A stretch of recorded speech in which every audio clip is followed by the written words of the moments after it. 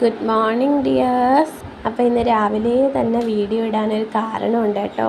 ഇനി എനിക്ക് തിയറി ആയിട്ട് ഒരു എക്സാമും കൂടെ നാളെയാണ് കേട്ടോ എക്സാം.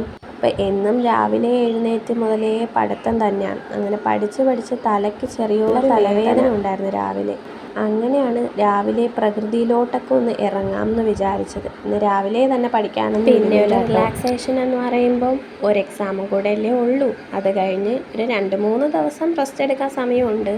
അത് കഴിഞ്ഞ് പ്രാക്ടിക്കൽസ് വരും. എന്നാലും തിയറിയുടെ അത്ര ടെൻഷൻ അടിക്കേണ്ട ആവശ്യമൊന്നും ഇതുവരെയുള്ള ഓൾമോസ്റ്റ് എല്ലാ സബ്ജക്റ്റും ഓക്കെ ആയിരുന്നു. പക്ഷേ ഇനി വരാൻ പോകുന്ന സബ്ജക്റ്റ് ഇനി എങ്ങനെ ക്വസ്റ്റ്യൻ വരുമെന്നോ ഒന്നും അറിയത്തുമില്ല. എനിക്ക് ഏറ്റവും കൂടുതൽ പേടിയുള്ളത് ഈ ഒരു സബ്ജക്റ്റാണ് കേട്ടോ. ബാക്കിയെല്ലാം എങ്ങനെയെങ്കിലുമൊക്കെ പാസ്സാവും എന്നുള്ളൊരു പ്രതീക്ഷ ഉണ്ട്. പക്ഷേ ഇതെനിക്കറിയാൻ വയ്യ. എഴുതുന്നതിന് മുന്നേ ഇതാണ് എൻ്റെ പ്രഡിക്ഷൻ. അങ്ങനെ പ്രകൃതിയൊക്കെ നോക്കി നിന്നാൽ നമുക്ക് പഠിക്കണ്ടേ? പാടുള്ള സബ്ജക്റ്റ് ആണെങ്കിലും നമുക്ക് പാസ്സാവാതിരിക്കാൻ പറ്റൂലല്ലോ. പിന്നെ ഈ സപ്ലി എന്ന് പറയുന്ന ഭാഗത്തോട്ടേ തിരിഞ്ഞു നോക്കാൻ ഒട്ടും താല്പര്യമില്ലാത്ത ഒരാളാണ് ഞാനെന്ന് മാത്രമല്ല എല്ലാവരും അങ്ങനെ തന്നെ ആയിരിക്കും. ഇതുവരെയും ഒരു സപ്ലി ഒന്നും ഇല്ല.